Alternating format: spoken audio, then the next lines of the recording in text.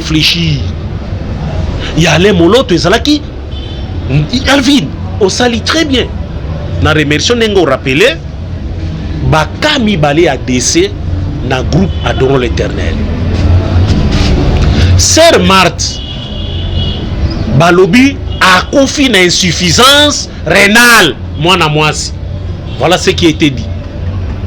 Pourtant, à peine elle venait d'être mariée. Basali sont 1 ou 3 mois qu'à Nalibal. La sœur meurt. Et ça là qui choque. Personne ne pouvait penser que sœur Marthe pouvait jeune sœur dans Katia groupe. Il y avait déjà ma Mikolo dans Katia groupe. Je ne voulais pas citer des noms. Non, qui était. Pensez qu'il y a quelqu'un qui couvre. Non. Et ça, sœur Marthe n'est à Koufi. Et quand ici Batou, j'étais là. Namatanga nyons. Natuni insuffisant renabi. C'est pas clair pour moi. Insuffisant renal. Ça veut dire quoi? Eza clair. Ouais, qui poison, ils ont attaqué à l'emolo. T'es nazolo ba ser Marthe. Allez moloto na koya sima. Qui kana loba. Un mois après, liwa ser Marthe. Ser Marthe tolela kai awa na nini na awa na Royal awa. Salmo ko eza na sima wana na bosani Maisha Park. C'est là où tolela ka sœur Marthe. Milelo na milelo. Les gens n'ont pas compris comment une jeune sœur à Outikobala a Koufabo, sans enfant. Un mois après, Guilain Christian Mvam a Outaki Moussala, a Zosana Sotemoka gardinage. Il rentrait chez lui, na Ipen. Na 207 esprit de mort. Bah, comme na niveau ya Ipen, on est na croisement wana. Avant comme na nini na areo babenga ka are pelusto mutu ke salir kudu moi accident moko lingaki sala wana Christian Voam était assis na portière, c'est là où il était assis na mutu kene sali choc lui tombe lui tombe na choc wana et meurt. Les autres restent vivants. Non, moi, choc ndam. Seul Christian est mort. Et Bembeti Kalakina nous quand même assez longtemps wana. Très peu de gens l'avaient reconnu. Bae kozwa Christian matang ezalaki na Lemba. Moi-même j'étais là. Série wana basali reprise en zemo na bango na Toms basali dio e Yahweh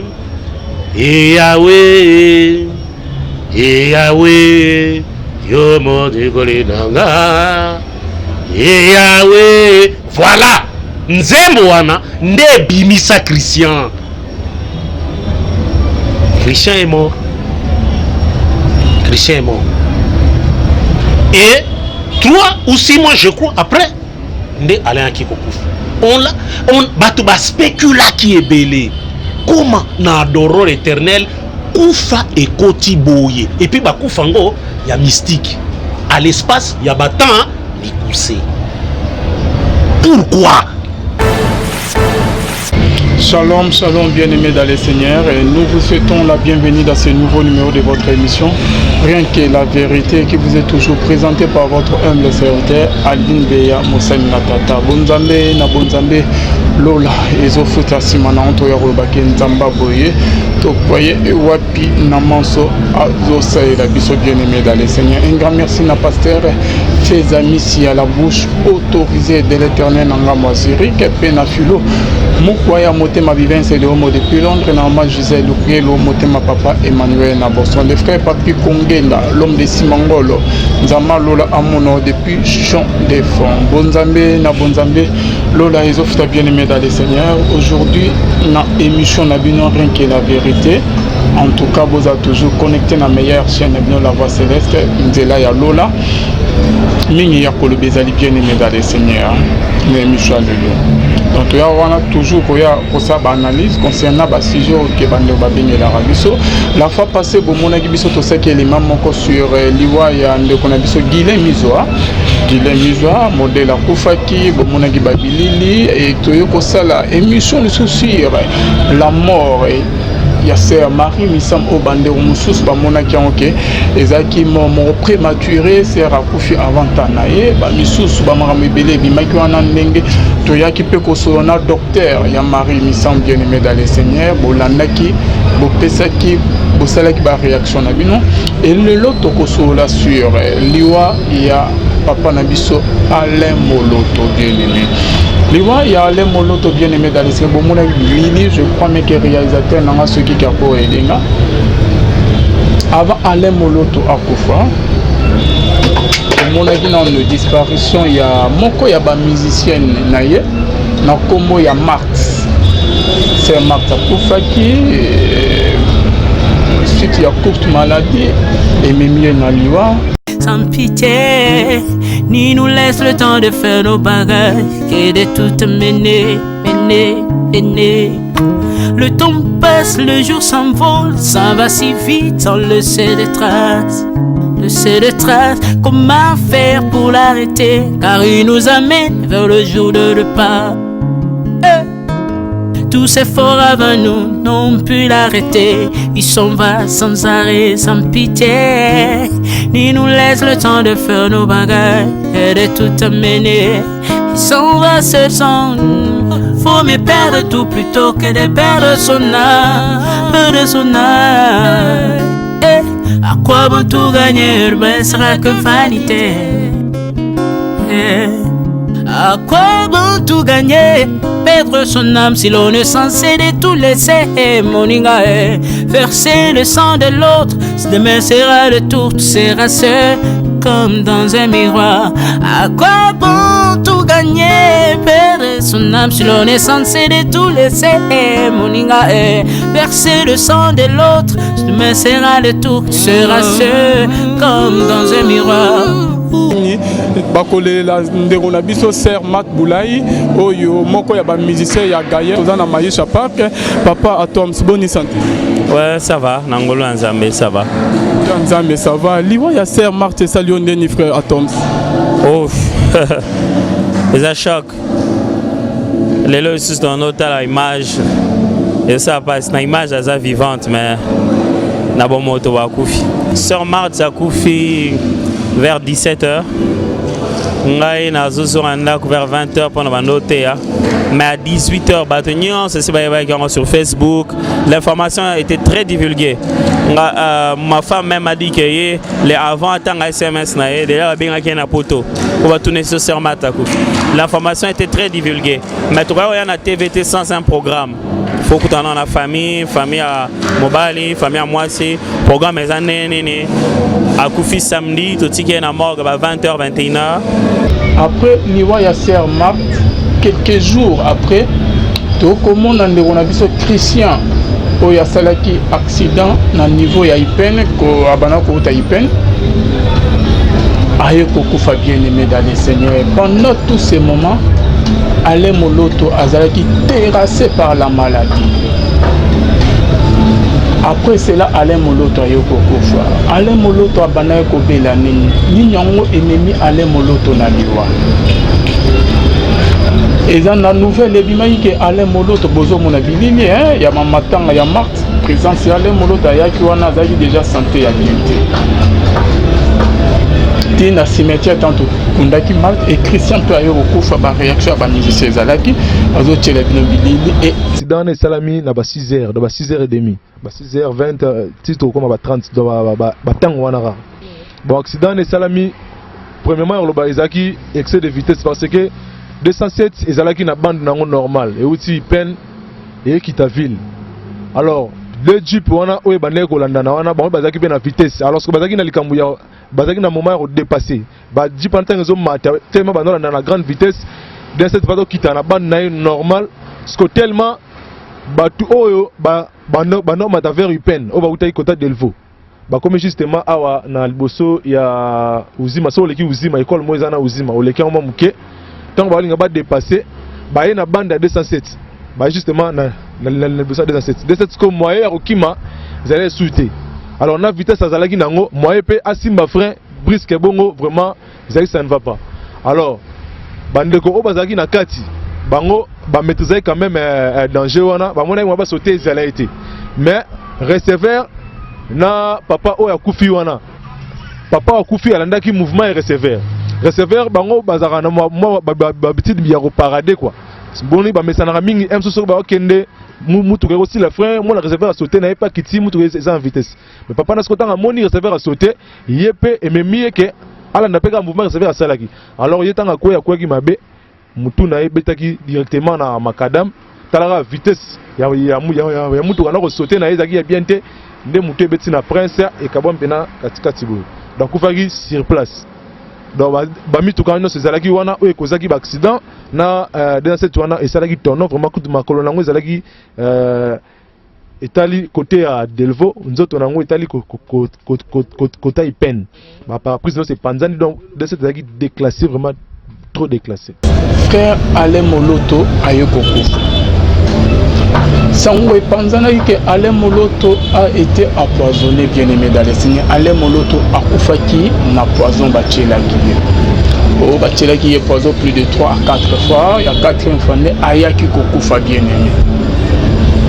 Et tant que les journalistes bien aimé dans les signes, tous ont fait analyse. Mais si c'est pas le bail qui est qui poisonné. Moi-même, le Congo créé une polémique étant que AMCC les cas qui na TV na Congo il y a président frère Patrice il y a tikala ko reconnaître que Alain Moloto akufa na poison ce qui émission on est pas ko tiela pebiso na tourna na frère Patrice émission na bureau na. Ok, frère Patrice, c'est pas une question, non, mais c'est ni vraiment, frère Patrice, on a Koufi, ça on est pas ni ce qu'on a une question, on a qui a Koufi na poison, mais yo les qui na TV, au lobby qui est poisonné. Baboumi ba beti masas. Ngana zali banda na yo, mais na yebi ndeko na yo. Yo mukolo ndeko na yo, uzana est proche. Au lobby non, asimba ki courant kufaki. Ngana zolo bate ba betaki masas na yo nanga ba yoke la mingi na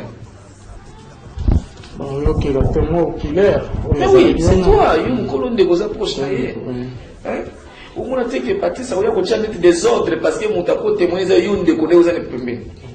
Voilà. Étant que président de l'AMCC, papa, dans le Rwanda de Konayo, vous n'avez pas fait des investigations pour envoyer Bandikono juste à Koufi na maladie, papa. Les tozos qui a présenté au lobby juste au yon conseiller dans le lobby, mais étant que président il y a AMCC.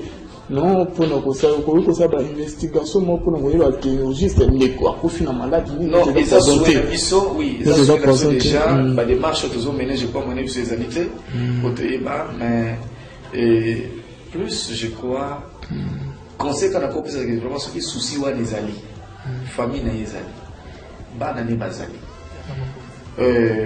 Moi c'est je vois le baki. Pour le bazar tout le monde les lots qui n'est pas lobby maramoko boye. Et les camions il n'y a pas si vous avez mais en cas il faut beaucoup de vérifications. Moi ne sais pas si ma vérification parce que c'est son papa. Juridiquement c'est comme ça. Si vous êtes obligé dans le cadre spirituel, ou les autres qui matière juridique, ou les sengeni batuba c'est posé batuba c'est décidé. Tout le monde. Alors angle les autres sengawana, tawana eleki. Tawana eleki déjà, on gagne ça qui ba démarche nangai. Na mutu musote me ye moko mukolo nzoto soit abatela kingai pona mona pasité pour blesser ngate soit na réagir te moso ebake so ne tinde ko Patrice nenga zalaka kale la zoleka na télé Alain me connaît bien Alain za boye bangai yo mona komela na ba message moso ba me connaît que lo ba wende ko Patrice au kanga mno côté yo mpa fa boya kinaye ko yefsanga ay sanga mutema Akumo, Nakolopasi, ainsi de suite. Tant que l'hôpital a un découlanga tika yo, il connaît. Donc, si on mène la question, on a réponse à la mon alphi, c'est ça. Donc, la démarche est cause là, tout n'a pas de côté, bah, tout besoin kaka. Regarde ce que la vérité va corrompre à côté. Fan de fin goye banamoka. Je vais dire la vérité. Dans mes prochaines émissions, tu reçois là, tu reçois la vérité, mon sous pas non. Pour le moment, ndeko liwa kufi, nande peke bande obalobi, et awana Kinshasa liwa kufi. Pour le moment, le président de AMCC a confirmé que ils ont poison, ils ont poisonné. Le temps pour lui que oui, ils ont poison, tout va bien. A confirmé que Aboui pété. D'accord. Donc, malade a couffé non yibanité. Mais enquête des alliés. Enquête des alliés, donc prochainement. Tu vois, il y a un souci, vous allez vous tous allons. Tu le gâteau est pas. Mais ngai, on dévoile un zéro ipsanga. La maladie n'a eu. Ezaki ou manalobi. Aza musal nanzame na lite ko salir. Musal nanzame ko bakisa no ko ayibsaki ngate. Parce que ngapela ko continuer même musala. Nzambe ne ko zina biso. Vraiment aux anakimia. Frère Patrice Aloba est médecin. Oh Yazaki, il y a les molos, tatika kola qui sait l'être boété. Ni koyeb c'est frère Patrice que Alain a couffé na poison. Sans on est panzana qui est Alain molo a couffé na poison. Et tout le monde qui va réaction il y a ba mon bande ko mingi concernant émission wana. Tolingi toyeba. Pourquoi ba disparition nyon soyo? Est-ce que Moussa Nanza Menza Makoni qui abenda abengaye na ba disparition nyon soyo salama qui na groupe nae. Et le qu'on n'est pas naé comme marché était bien aimé dans le Seigneur. Allez moloto juste médecin à mon côté. Atikala koloba. Au cas d'un médecin il y a allez moloto à couper une pause. Attends mon kalodo en noté. Les arabes qui biso nyon tout y est qui batela qui est poison bon. Mais il y a eu d'autres personnes au baloba qui allait moloto à couper une poison. Azana na maladie moussous maladie en haut ni bien aimé. Pour découvrir en émission rien que la vérité n'a pas confrère nanga oyoke ya kibonzame na yami ba on a plateau le lof. Voilà bien aimé dans les saints tous na jijika to ba na jijika ba confrère baza mo ebele to yama ba on a émission le lo pour yoka bango to ba na jijika kabila. OK boye bien très bien shalom jijika. Shalom frère. Lilo bana bande ko bazo landa yo. Bon, comme toujours, hein, nous sommes très contents. Il y a que baza scotché pour na koyo kalisuso yo biso tozali nango ya koloba toya kapona ko exhorter à travers liloba na Nzambe parce que notre rôle ezali à communiquer maloba na Nzambe pote bango bazwa lobiko. Mouto biso toza kolobela, c'est quelqu'un qui a été nabiso toibana ki malam. Mais Alvin, nous parlons toujours des morts. Mais il y a ceux qui sont encore vivants, mais très malades. Toroba ki pona kabachi wanzambi awa. Kabachi wanzambi est très malade. Lelo mi sezo mona bien te, azoko koloba malamu te, mato ezoko malamu te. Il y a les molots qui veulent savoir de quoi est-il mort. Mais je vous dis la vérité maintenant. Kabachi Wanzambi est sur le point de mourir. Ngai na koyeba maladi nini Kabachi Wanzambi akufeli nango, akokufela nango. Parce que je suis le dossier de près. Pour ya Marie na yeba kite. J'étais loin. Il y a Mombaya, j'étais loin. Il y a frère rebelle awa sœur Marie Misambo, j'étais loin. Guilain, loin. Je suis de près. Oh, il y a frère Kabachi Wanzambi qui n'a pas de soutien. Ba soutien ça Mike sœur Shela na Belgique na pasteur Alain ne baza ko soutenir.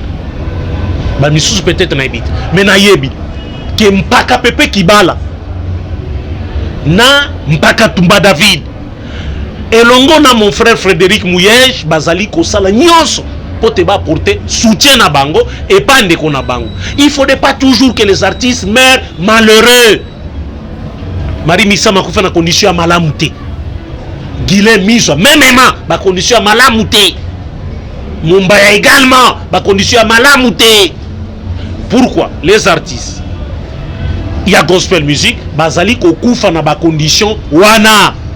Est-ce que parce que ba maladie oyo bango babela kango maman na liwa et ba nakate to ezalaka nini? Nous devons aussi y réfléchir. Il y a les moloto ezalaki Alvin au sali très bien. Na remercier nengo rappeler bakami balé à décès na groupe Adorons l'Éternel. Sœur Marthe Balobi a confié une insuffisance rénale. Moi na moisi. Voilà ce qui a été dit. Pourtant à peine elle venait d'être mariée. Basali sur 1 ou 3 mois qu'à Canalibal. La sœur meurt. Et ça là qui choque. Personne ne pouvait penser que Sœur Marthe pouvait jeune sœur dans le groupe. Il y avait déjà un Mikolo dans le groupe, je ne voulais pas citer des noms. Non, quittez Franck Moula Chabana Koloba. Il y avait des vieux et des sœurs à Mikolo à qui on pouvait souhaiter la mort. Dans le en blaguant, dans le but que à qui les gens peut-être pensaient qu'il y avait quelqu'un qui couvre. Non, les sœurs Martin de Akoufi. Et quand je suis j'étais là. Namatanga nyons. Natuni insuffisant renabi, c'est pas clair pour moi. Insuffisant renal, ça veut dire quoi? Les clair. Ouais, les poison, ils ont attaqué à l'aime l'autre. Des nations va ser Marthe. Allez, moi, tu n'as pas sima. Tu as le bas. Un mois après, liwa ser Marthe. Ser Marthe tolelaka awa na nini na awa na Royal awa. Salmo ko na sima wana na bosani Maisha Park. C'est là où tolelaka Sœur Marthe. Milelo na milelo. Les gens n'ont pas compris comment une jeune sœur à Outikobala à Koufabo, sans enfant. La vie future. Voilà, très chers téléspectateurs, et vous tous qui êtes branchés sur notre site Casarima. En tout cas, Mingarol Bezate, Binomo Boumoni, c'est bien la sœur Marthe Boulaye, pour que tout le cimetière. Donc, en tout cas, tout ça, les prières, Cornaende, ils en ont Katalibolo. En tout cas, notre sœur nous a quittés. On a pu s'accueillir la sœur Marthe Boulaye. Il y a des musiciens, il y a Gaël, il y a Papa Nabissale Moloto. Mingarol Bezate. L'Éternel a donné, l'Éternel a repris, que son nom soit loué. En tout cas, à Tikibison a passé ma casse. La disparition de la sœur Marthe Boulaye a choqué tout le monde, fidèles téléspectateurs. En tout cas, il y a troublé nos familles, Baninga, président. Un mois après, Guilain Christian Mvam Aoutaki Moussala. Azosana sauté mon gardinage. Il rentre chez lui, na Ipen. Na 207 esprit de mort. Bah comme na niveau ya Ipen, mon na croisement wana. Avant comme na nini na areo babenga ka are pelustor. Mutu ke salir patak pour kudu. Moi accident moko lingaki sala wana. Christian Voam était assis na portière. C'est là où il était assis. Na mutu kene sali choc, lui tombe. Lui tombe na choc wana et meurt. Les autres restent vivants. Non moi ba choc ndam. Seul Christian est mort. Et Bembetika là qui n'a quand même assez longtemps wana. Très peu de gens l'avaient reconnu. Bae kozwa Christian matanga ezalaki na lemba kwa toye ko retrouver que y a un frère oyo azalaki penza ke mobali toye kokuta ye déjà balali siye asiakufi cerveau donc ebimaki libanda alende to luki elamba to finiki ye et après tout quoi to sali constat ya baninga mususu to dégager bango to lali bango pembeni ba choc kaka yalaki na bango. Mais oyo azalaki gravement blessé ndeye kaka papa muta pasuka ki mutu après tout to lalisi wana to luki moyen to finiki ye nde to bandi ko luka sikoyo ndenga ko câbler ba poste ya la police pour fike e ya kotala ndenge dégâts et salami. Alors nakati na bango nde eloko to mona kinde yango wana. Moi-même j'étais là. série wana basali reprise en nzembo na bango na Toms basali dio e Yahweh e Yahweh e Yahweh yo modikoli nanga e Yahweh. Voilà nzembo wana nde bimisa Christian. Christian est mort. Christian est mort. Et 3 ou 6 mois, je crois, après, Nde Alain Kikokouf.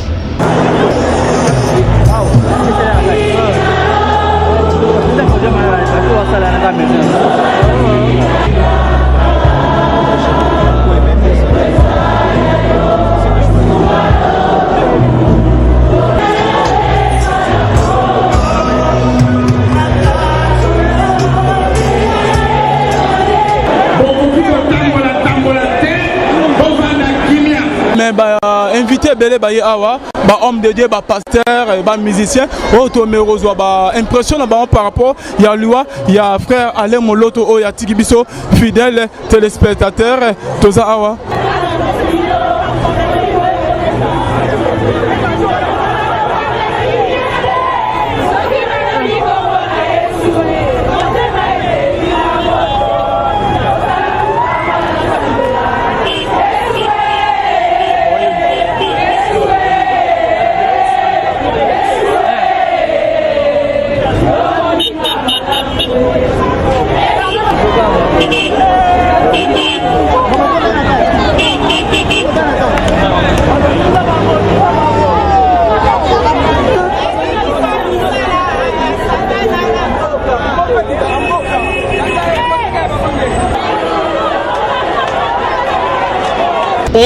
On batuba spécula qui est belé. Comment na adoro l'éternel Koufa et Koti Boye. Et puis ba Koufango, il y a mystique. À l'espace, il y a batan, mais poussé. Pourquoi? Les gens continuent à s'interroger jusqu'aujourd'hui. Pourquoi? Namatanga Mar, on a vu Alain Moloto venir, Nengolobi très affaibli. Tentire comme qui mwindu. La dernière fois qu'on a kutanaki na frère Alain, ezalaki tangwa bandaki kosala Jésus pour le Congo. Hein, nabosani nina nazaki kosala wana. Campagne na yewana oya salaki pour dénoncer tout le mal. Ezaki koleka na mboka. Beaucoup pensaient qu'il s'attaquait au régime établi de l'époque. Yango bazaki kolbake Kabila mutu abomisi Alain Moloto parce que Alain Moloto parlait du roi du Congo, Jésus-Christ, roi du Congo, alors que le Congo était dirigé par un président et non pas par un roi. Jésus-Christ, roi du Congo, le Congo est un état laïque. Jésus-Christ akoki kozala kaka du Congo te, il est le roi, deux rois. Tous les rois de la terre, Bango nyonso wana, yé roi na bango, lui au-dessus. Et tous ces rois nyonso mike qui font parfois rien na mboka na bango, yé asa au-dessus. Concept wana ebimisa ki mwa bouluyeki. Les gens ont crié que c'était de la politique. Ils s'attaquent au chef. Et est-ce que le chef vraiment quoi qu'on s'intéresse na makambo wana pour Alain akufa? Tokutana kene une fois na réunion à Liboso ya AMCC o esalemaki na Kabambar to yambani na Alain Moloto na yebisiye qu'est-ce que moi je t'ai fait pour nagabi Jujika plus c'est comme ça qu'il m'appelait plus boni ngana mona yo natika yo jamais yoza yanga je sais ce que tu as fait pour adorer l'éternel, na musique chrétienne générale. Alain Moloto m'a dit ça devant Batemwe Bazalaki. Na monaki teinture kaka mwindu, mais il était venu. C'est la toute d'un fois na monaki. Ensuite, il ne faisait que tomber malade. Na komaki kolandaye na télévision jusqu'à ce qu'akufa. Une fois na RTNC2, arelataki likambo ya poison. Il y a deuxième fois nango, il a dit non, il y a liboso simba kite, il y a mibale oyo. Mais Dieu azaka toujours ko gardenga nde naaki ko comprendre que alors ezali kambo ya poison parce que lui-même aza kolobango les témoins savent balandaki bazwa nango na RTNC basaki kolanda ba émission moko ya le moloto il avait parlé de ça. Tom c'est tous les autres savent que nazolo ba vérité. Il avait parlé de ça. Est-ce qu'il y a un monde misaki après to éviter. Ensuite, Babiloba Kinshasa, on sait que c'est que les Kinois disent. Et pourquoi médecin est traitant anti-cancer à la couche en poison? Bon, au moni, ba médecin traitant à Koki Koloba. À l'obate? Non, s'il n'avait pas parlé, mais à quoi fait qu'alors on a maladie? Il y a Marie, bah où est là Kikolo. Mais Alain, silence total pour Nani. C'est la famille des foyers. La famille d'abord. Il faut aller à origine. Il y a maladie et important Alain. Pas Batwa Libanda. Souvent, et ça la kanengewan. Pas Batwa Libanda. D'habitude, Batwa Libanda veulent toujours Kolinga Koyeba. Papa, attention, vous allez aussi mourir. Toujours c'est la bango pe ba kufa. Poto e baba maladie nini bango ba kokufa lango. Parce que savoir seulement ba maladie nini origine oh memi ba tout c'est bien mais attention. Attention ya yopé. C'est la politique. Arvina ngina siki sapona koloba boye. Non ba sa question. Il n'y a pas. OK, posez alors. Quand balobi ki ala kufi. Que comme mon frère Patrice na AMCC. Baleki na chaîne nationale, batuni bango question, balobi ki Alain akufi na poisonté. Na eko yamba frère Patrice na bureau na e, frère Patrice a se défendre balobi. Yé médecin na ya Alain Moloto. Atika ko lakisa lettre te que Alain malade memio na liwa eza poison. Bandeko basidikaki. Ndenge frère Patrice to sala ki émission. Ok, frère Patrice, c'est quoi la question là, c'est que ni vraiment frère Patrice on a Koufi, ça on est pas ni ce qu'on a une question là qui a Koufi na poison, mais yo les qui na TV au lobby qui est poisonné. Babumi babeti masas. Ngana za libanda na yo, mais na yebi ndeko na yo. Yo mukolo ndeko na yo, uzana e proche. Au lobby non, asimba ki courant kufaki. Ngana zolo bate babeta ki masas. Na yo nanga ba yo ke la mingina. Ba yo ke la témoin oculaire. Mais oui, c'est toi, yo mukolo ndeko za proche na ye. Hein? Ou mona te que Patrice a ko tchana des ordres parce que mutako témoin za yo ndeko ne uzana pembe. Voilà. Étant que président de l'AMCC, papa, dans le Rwanda de Konayo, vous n'avez pas fait des investigations pour envoyer Bandikono juste à Koufi na maladie, papa. Les tozos qui a poisonné au lami, au lobby juste, au yon conseiller dans le lobby, mais étant que président, il y a AMCC.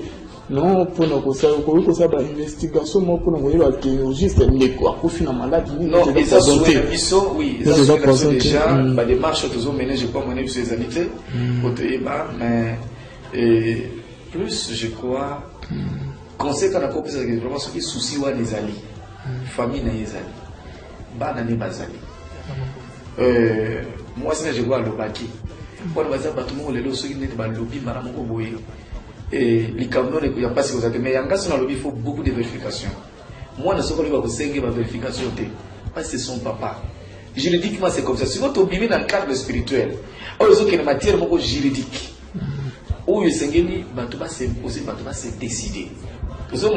Alors, angle de ce wana, tant on a éleki. Tant on a éleki déjà, on a salaki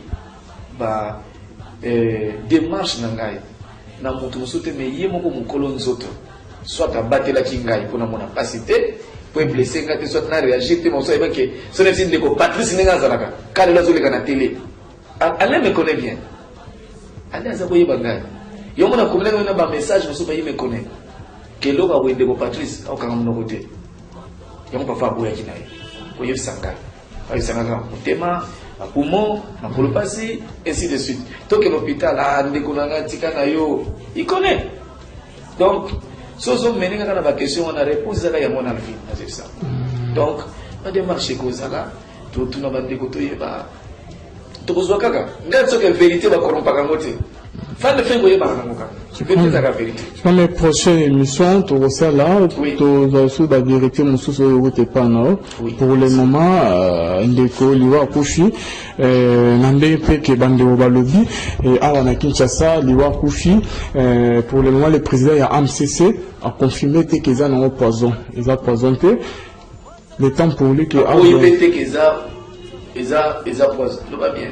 A confirmé que abouy pété. D'accord. Donc malade a coupé non yibanité. Mais enquête des alliés. Enquête des alliés. Donc prochainement. Tu voyez ma commission na souci bozala mosusu tozana. To luka to yeba.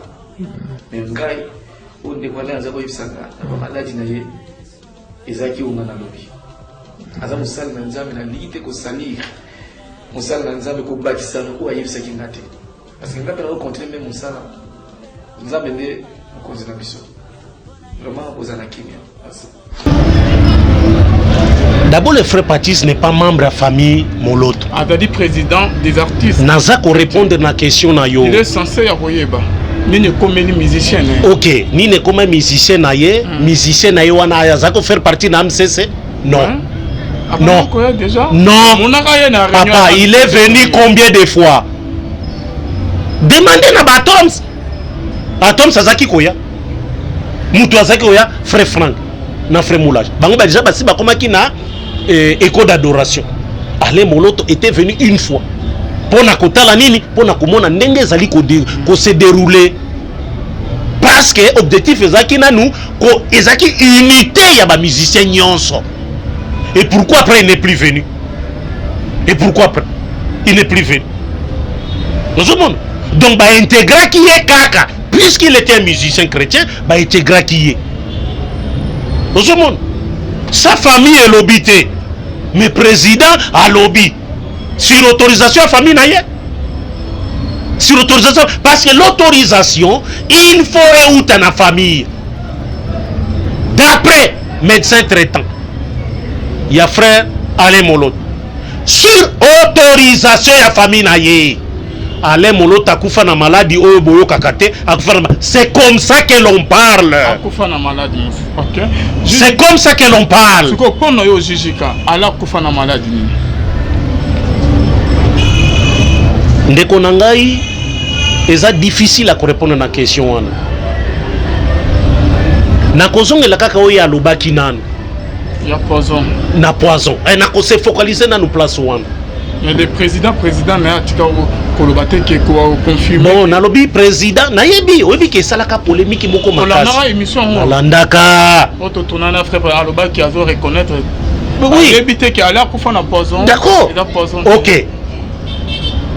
Hier koki ko sala akokolo ba déclaration na ye. Mais ngai na kondanaka yango. Sur autorisation ya famille. C'est comme ça que ça se passe. Autorisation ya famille. Okoloba kufaki, papa Michael Jackson a kufaki. On a tout suivi. Quel est ce musicien américain ayaki kolobake pour sa président à Kolobabo? Cite-moi son nom. Winston Oson a kufaki. Quel est ce président moko ayaki alobaki bo? Balobaka toujours sur autorisation ya famille et personne autorisation nini. Sinon ezali ko ça la polémique. Et quand on a la couvrir na maladie moussous, yosa notre autorisation quoi kolobango, n'a pas cette autorisation. Famille, vous voyez, c'était une erreur monumentale. Il faut se référer à la famille. Parce que famille a un choc, hein. Moutouna bangwa kouf. Avion est koufia wa. Il y a président de la République. Oh bah loi qui prend la logistique naï. Oh y'a ma famille n'est pas ça collé. Merci beaucoup. Si comme il y a le président le cas, bon bah nakolbake, bah koufi na boye, to ezaboye. Vous voyez, parfois nous perdons les pédales. Pour je sais que tu es versé dans les écritures. Jijika Kabeya, oyebi liloba makasi. Question mon ami na tuna. Ce qui est qui poison vraiment. Ndenge ke samwe panzana yike non allez battre le poison bon na boy. Au monte que mais la biso confusion makasi Bible les oloba na Marc 16 totani à partir il y a 15. Ils prendront des breuvages mortels et cela ne le fera rien. Ok. Oui, écoute. Arvin. Tobaïna Marc 16. Cette écriture. Ok. C'est à 18. Ok. ndenge oza kotanga écriture wana ndenge nini poison ko bima mosala na nzambe à celui qui a cru. Bon, attention yo otanga écriture ekoki koboma mwana nzambe ekoki koboma non ici Christ dit aux apôtres même ici voici les miracles qui accompagneront ceux qui crient en mon nom. Ils chasseront les démons, ils parleront des nouvelles langues, ils saisiront des serpents. S'ils boivent quelques breuvages mortels, ils ne leur feront point de mal. Toi qui t'as, ils imposeront les mains aux malades et les malades seront guéris. Et pendant qu'ils allaient aux obéis, pourquoi pas que Bassé Nanzam Moussous, miliciens, les mabos pour un kéabi qui s'en maté. Tu évites sur basala qui yango, mais quelques ce qui est ali yango. Attention, il faut qu'on allait équilibrer nos Italie le bananza. Vas-y, parlez. Il faut aller équilibrer. Et il dit que le batte que moi Nanzambe a koki ko kufa na poisonté. Attention. Attention,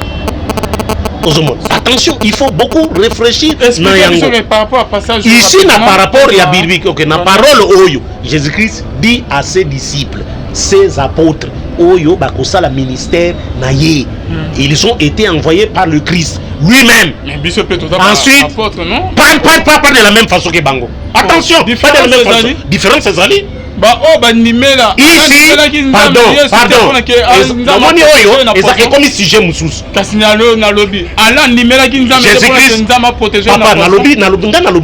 Moi je ne sais pas comment il a été appelé dans le ministère. Appel au ministère, il faut être là exactement comme ceux qui sont dans la parole de Dieu. C'est là la confusion aujourd'hui. Beaucoup n'ont pas été appelés comme apôtre Pierre, comme apôtre Paul. Ils se sont eux-mêmes improvisés dans Moussala Nzambe. C'est pourquoi il y a confusion. C'est pour ça parce qu'on fait la poison. Nalobi pas couper la poison. Nalobi. Différence est ali. N'appelle la bango. Attention. De notre émission. Mais justement papa. Merci d'être venu. Merci beaucoup. Nous recevons mon confrère que j'aime beaucoup. Vangley. Donc le présentateur de l'émission 24 Veillard. Nous voici l'homme. Mais il faut que le 24 Veillard, j'ai souhaité tous à l'année pour tout solo là. Suite est fait. Les 24 Veillard. Merci. Merci beaucoup. Bonzambe, les offres bien aimé dans les seigneurs. Si mon nom est Nzama Boye, tu croyez. Mon frère Boni. Ouais, Alvin. C'est peu pour la première fois. Bien sûr. Voilà, on appelle ici Bandeko Nyonso Mbote. C'est pas facile de parler après Jijika, mais on va faire un effort de nous adapter. C'est une émission que nous suivons. Ouais. À chaque fois que tu as la connexion, à chaque fois que tu as la YouTube, tant tu as zappé, tu as tout le monde il y a Bisso. Et puis ça rappelle Bisso, concurrence loyale pour que Bisso paye tout dans une émission les caramines est clair malheureusement tu reçois pour que Bandeko paye la nation dans le monde entier vous allez bénéficiaire il y a émission tout ça là à Kinshasa voilà on peut se faire un beau télé. Ok Vangley question est à moi quoi de toujours ça analyse na Bisso baliwa oyo et il y a qui trop dans le groupe Gaël et comme Malé Moloto na liwa sango ipanzana qui a kufa na poison bamisu balobi que poison te réaction ya frère Patrice et beauté moi polémique et belé réaction na cause nini ndeko na ngai ale Moloto par rapport ya ba makambo ekomeli ezanene nzamba tikaki ye pona ki amona nyonso wana liwa ya des musiciens et landanya après ye moi ekokende ou ezaka makambo ekoma na vie. Bon, d'abord en tant que moi Nzambe, Bible les a recommandé Bisso devant toutes circonstances, de que sa gloire est pas Nzambe. Et là au Morote et qu'au Salama, kaka ya malamu que sa gloire est pas Nzambe, ya mabendo le bate, au mituna ba question belé na mitunité. Donc circonstances ignoso. D'entrée de jeu, il faut d'abord dire rendre gloire à l'Éternel. Donc ndenge pe na ko loba pour na liwa ya ndeko na Bisso Alain Moloto pas seulement hier, Bandeko Nyonso pe oyo ba précédé hier, notamment autour de Tanga Mandawalayo attentivement, tant aux autres de Jijika, vous avez parlé de Liwa à Marthe, ceux qui te bitent au groupe Gaël, vous avez parlé de Liwa à Marthe, vous avez parlé de loi Christian. La loi où est qui vraiment Gaël Makassi, nous allons regretter Nango Makassi, mais nous rendons gloire à l'Éternel parce que Yenda Zali mettre à temps et circonstances, ce qui permettait qu'il y ait un événement c'est qu'il pourquoi pénétrer. Donc on n'entre pas dans le secret de Dieu, mais ce que nous pouvons faire, c'est seulement glorifier l'Éternel par rapport à Makamouana. Moi polémique Alain Moloto a fait une poison, Missou Balobi yo monine, Missou Balobi qui est poison, il paraîtrait que Zaki malade moko bonde mais mec qui est na liwa, mais par moment na écoute ya souka comment il ko boyero que nous traitement, il paraîtrait que comment il ko boyero dali malade yelinga ezaninga monde et tout munza mapesi na fona kufa kaka domo ya bon okolo ba ya frère Alain Moloto. Donc ce qui est sûr, vous savez baliwa nyoso pas seulement Alain Moloto. Nous en tant que les Africains, en tant que le Bantou, on est plus habitué à des spéculations.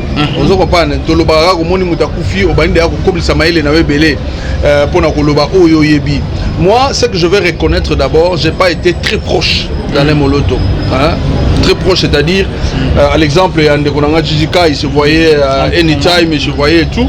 Moi, je n'ai pas été très proche de lui, je le voyais de loin. Je crois une ou deux fois en assistant, mais aller le voir à la famille, je ne l'ai pas fait. Mais ce que nous avons entendu de lui-même d'abord, par rapport à l'interview, et puis s'il faut tenir compte également de l'émission Oyo, Yo Salaka na président, il y a musicien congolais, il y a musicien chrétien congolais, nous avons entendu de choses. Mais moi j'aimerais bien que Tikalana Oyo Ndekoye Mokalobaki parce que malade yo mutazobe là,